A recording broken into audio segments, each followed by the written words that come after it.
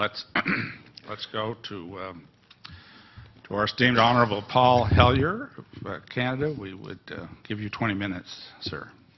Thank you very much, Mr. Chair, and thank you for giving me this opportunity to speak. And thank you, Steve, for the invitation.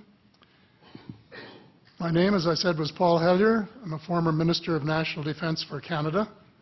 I served in 3 governments during a total of 23.5 years as a Member of Parliament. Although as Minister of National Defence, I had sighting reports of UFOs. I was too busy to be concerned about them at the time because I was trying to unify the Army, Navy and Air Force into a single Canadian Defence Force. And that itself was a kind of battle to the finish. So this was not high on my agenda. But about 10 years ago, I started getting interested due to a young man from Ottawa sending me material on the subject. I told him I was too busy to read it, but he had confidence that someday I would. He sent me a copy of Colonel Corso's book, The Day After Roswell. It took me a while to get around to reading it, but I took it for my summer reading in 2005 and was really impressed with what was contained in it. And what I thought to myself is there are huge issues here, huge issues. And the American people and the people of the world have a right to know what's going on because they're part of it. It's not just an isolated thing. And so after confirming the contents of the book with a retired United States Air Force general, I accepted the invitation of Victor Viggiani, who's over here somewhere, and his cohort, Mike Bird, to speak to a symposium at the University of Toronto. And I said, UFOs are as real as the airplanes flying overhead. That gave me the dubious distinction of being the first person of cabinet rank in the G8 group of countries to say so unequivocally.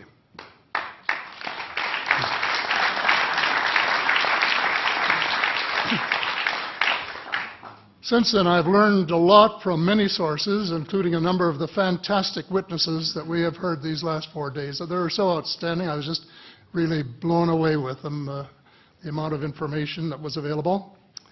And I appreciate every single one of them. But because I'm not a ufologist, I'm a politician, there are only a few things that I want to add in that particular realm.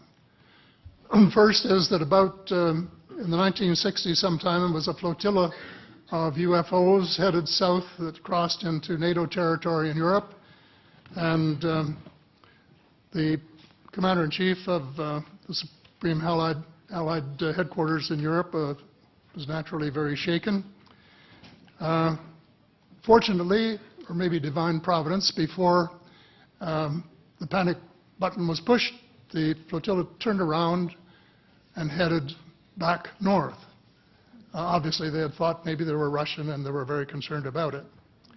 Anyway, an investigation was launched into this whole subject, and a document was prepared which concluded that at least 4 species had been visiting Earth for thousands of years. And this is my own view at this stage as well.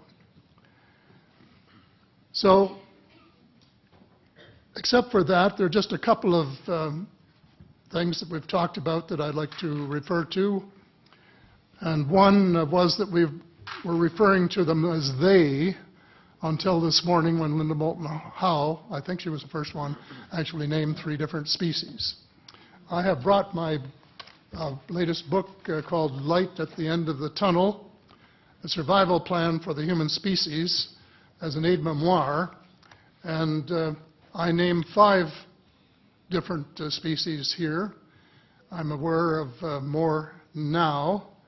As a matter of fact, I saw a document just a few days ago that mentioned 20. and I think you, Mr. Chairman, were interested in some of the places they might come from. And I have in here Zeta Reticuli, R-E-T-I-C-U-L-I, Reticuli, the Pleiades, Orion, Andromeda, and the Altair star systems. So I don't think we can any more refer to them as they, because they're not an amorphous mass.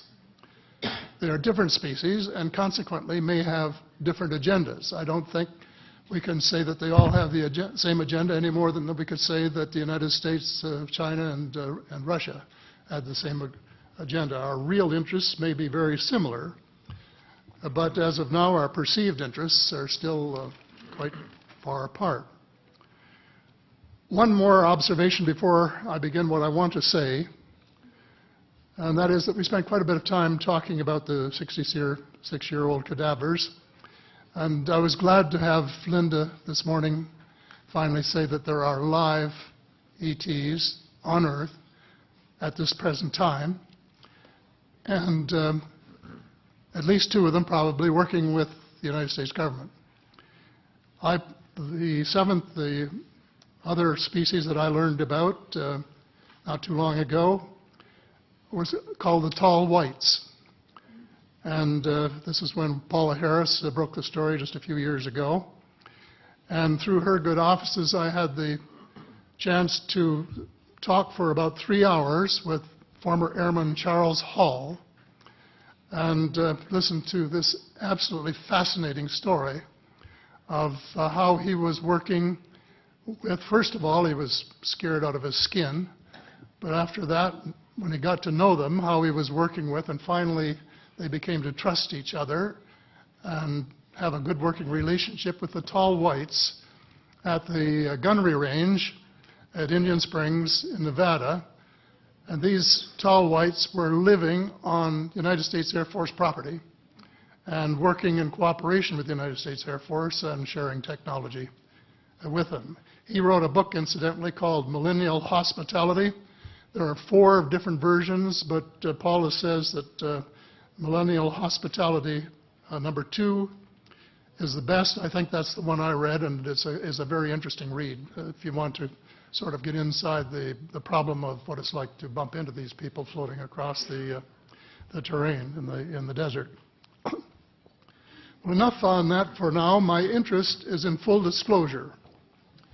And my only caveat is I think probably I would say 95 to 98% full disclosure. I know of 1 or 2 things that I'm not sure should be in the public domain, at least yet. They will be someday, I'm sure, but not maybe immediately. But just as children survive the idea of the Tooth Fairy and Santa Claus when they become adult, I think that tax-paying citizens are quite capable of accepting the new and broader reality that we live in a cosmos teeming with life of various sorts.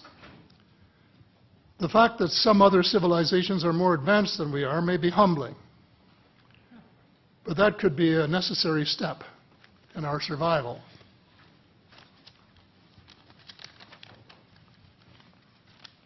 The world is an unholy mess. We have at best until the end of this decade. In my book, I said we have 10 years to stop global warming if we don't want it to be beyond the point of no return. 2 years has gone past since it was written, so I say we have until the end of the decade to arrest global warming. Yet our leaders don't even talk about it very much except in a superficial way. They appear to be more interested in starting wars to control more oil and, in effect, prolong the gravity of the threat. Of course, even if they took the problem seriously, they wouldn't have the finances to finance the transition from oil to the clean economy, to clean energy, because we have an infinitely silly banking and financial system in the Western world.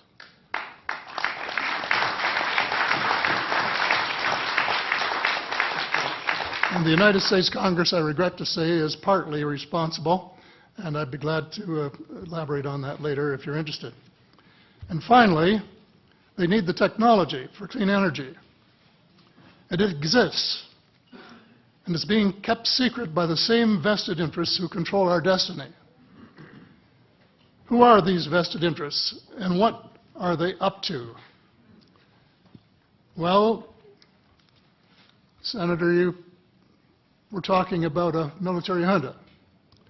In my opinion, that is true, but I have broadened and deepened the definition to cabal, and the cabal comprises members of the Three Sisters: the Council on Foreign Relations, the Bilderbergers, and the Trilateral Commission, the International Banking Cartel, the Oil Cartel, members of various intelligence organizations, and select members of the military junta, who together have become a shadow government of not only the United States, but of much of the Western world. The Council on Foreign Relations is the oldest of the Three Sisters, and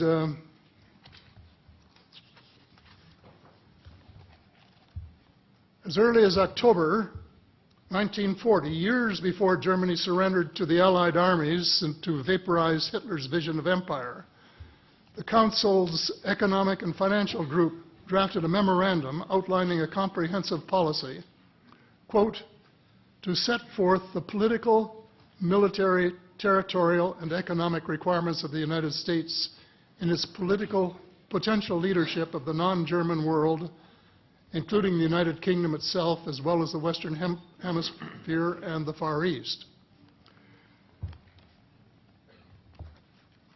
The Council made absolutely no effort to disguise, where's that? Right next page, yeah. The Council made no effort to disguise the fact that the purpose of the Grand Area and later world hegemony was to support an expanding U.S. economy, to provide it with raw materials and markets for its products. This was labeled the national interest, quote unquote. It was equally clear that the national interest was the interest of the ruling elite, whose members comprised the Council. The real interests of the majority of rank-and-file Americans was never a factor in the equation. So,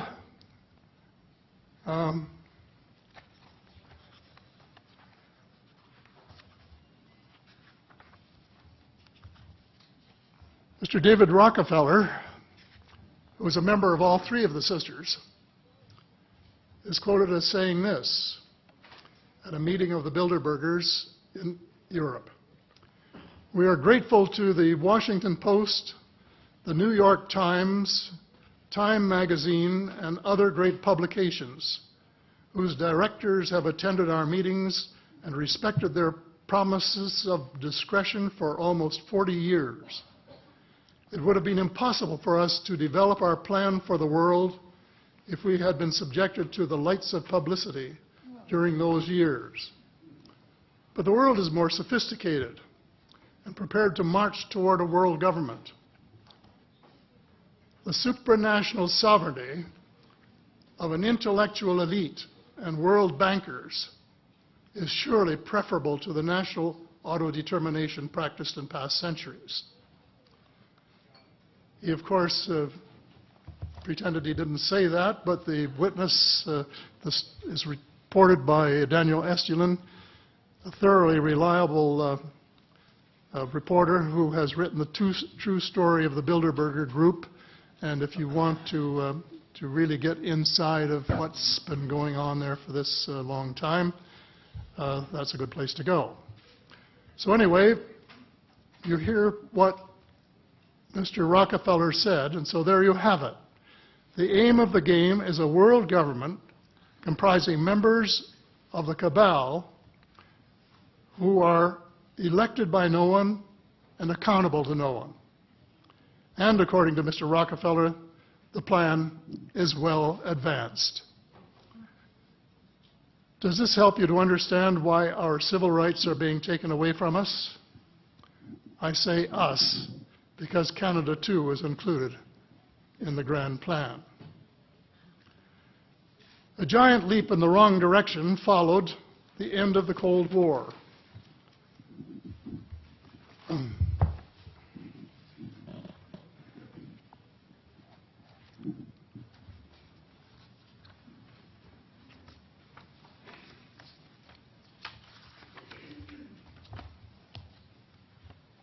No one could have been happier than I was when the Berlin Wall came down on November the 9th, 1989. The elation on our side of the curtain was near universal and very significant on the other side as one country after another regained its freedom. Nearly everyone believed that it was the dawn of a new era of peace and prosperity for people everywhere. There was much talk of a peace dividend. The prospects were dazzling in their scope and diversity. It was a unique and God-given opportunity for a new, braver, and fairer world. We blew it. We blew the chance of a lifetime to do good things. A small group of zealots undermined our golden opportunity to pursue peace, not war, and little did we dream that they had a vastly different vision of the new world order. Their plan, which is now commonly known as the Project for a New American Century, included preventive wars in clear violation of international law, regime change wherever and whenever the U.S. desires, and if they can get away with it without excessive casualties, and the establishment of a kind of economic and cultural hegemony with America acting as constabulary, quote unquote. That was their word, globally. This was to be accomplished without authority of the United Nations and without the restraint of existing international treaties. It would involve a military buildup unprecedented in peacetime history and could trigger an arms race, which is precisely the opposite of the peace dividend that the world had rightly looked forward to. The Machiavellian scheme involved secret police, the curtailment of civil liberties in defiance of the U.S. Constitution, and a moribund economy operating way below its potential. Exactly those features for which the Soviet Union was held in contempt. The initial draft of the document was so controversial when it was leaked to the New York Times that it had to be rewritten, but it was not changed very much, just the cosmetics, enough to make it politically acceptable. So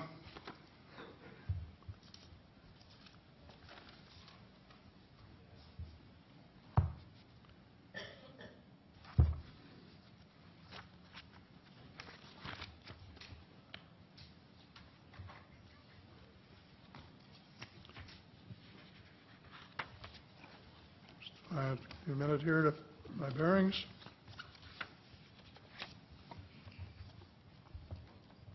The document said this: well, it may have been easy to persuade President Bush to abandon his stated policy of not getting America more deeply involved in international affairs, but persuading the American people would be more difficult. Sophisticated Americans would question such a giant sea change in policy.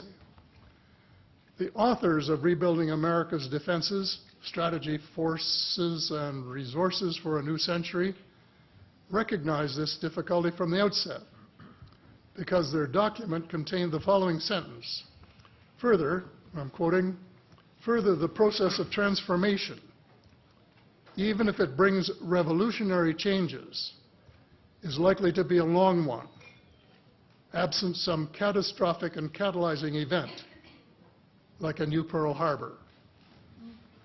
Well, it wasn't too long before they got their catastrophic and catalyzing event. Terrorists struck the World Trade Center in New York and the Pentagon in Washington on September the 11th, 2011. And incidentally, they have removed the sentence about Pearl Harbor in the document that you could now get if you went to the internet to find it. Almost the whole world mourned. Canada mourned. The overwhelming majority of Muslims condemned the treacherous attacks. My sympathy for the friends and families of the injured and dead was genuine, and unwavering to this day. My sympathy for the U.S. government began to grow a bit thin, however, when I heard President Bush cite the reasons for the attack. And I quote, "Why do they hate us?" he asked rhetorically in an address to the Congress. "They hate what they see right here in this chamber, democratically elected government. Their leaders are self-appointed. They hate our freedoms, our freedom of religion, our freedom of speech, our freedom to vote and assemble and disagree with each other." I felt sad when I heard the President's word. I assumed that he believed what he was saying. But if that were true, he was profoundly ignorant of the real thoughts and feelings of people in other parts of the world. If he wanted to hear the truth, he should have listened to Osama bin Laden, who was well informed concerning the origins of the kind of fanatical hatred of the United States which has led to such treachery. This is his version of events. Every Muslim must rise to defend his religion. The wind of faith is blowing, and the wind of change is blowing to remove evil from the peninsula of Muhammad. Peace be upon him. As to America, I say to you and its people a few words. I swear to God that America will not live in peace before peace reigns in Palestine and before all the army of infidels depart the land of Muhammad. Peace be upon him. That is clear enough. The dislike of America has nothing to do with democracy versus dictatorship, or wealth, or freedom of religion, or freedom of assembly. It is directly related to American foot-dragging and stick-handling a just settlement of the Palestinian question. Mr. Heller, I'd hate to interrupt.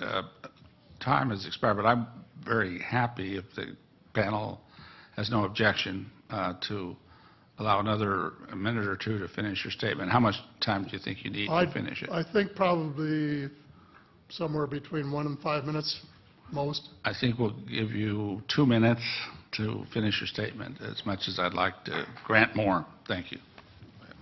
Okay. In short, American foreign policy was the root of the conflict. So here we are more than a decade later fighting another war that can't be won.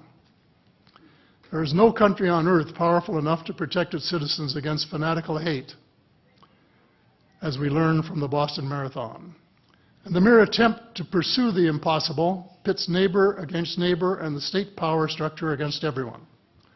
All of the freedoms won by the millions of men and women who fought and died in World War II are being flushed unceremoniously down the drain. The only hope of peace is a negotiated settlement. This will require a paradigm shift in American attitudes. It involves a de facto renunciation of the plan for a new American energy and the adoption of a pledge of cooperation with all humankind to build the kind of world which we are collectively capable of. Young people everywhere need to be challenged by a noble cause. They need to be involved in arresting global warming, creating a banking system that is just and sustainable, and lead the way in the transformation to the new reality that we have to live in harmony with our celestial neighbors, as well as seeking peace on earth. In a word, we have to become spiritual beings and practice the one tenet that the world's major religions have in common, and that is the Golden Rule. In this field, too, and I just want to read one paragraph at this time, if you'll allow me, Mr. Chair. Well, we will allow that, but there's only about 30 seconds, so I hope you can conclude it with that statement. Fast. Thank you. This is from the late Dr. John Mack, an American secular Jewish psychiatrist who became a world leader in interviewing abductees, or experiencers, as he called them, came to this conclusion in a startling book, Passport to the Cosmos. Quote, although the aliens are not themselves gods, their behavior is sometimes anything but godlike. Abductees consistently report that the beings seem closer to the Godhead than we are, acting as messengers, guardian spirits, or angels, intermediaries between us and the divine source. Thank you. Thank you very much.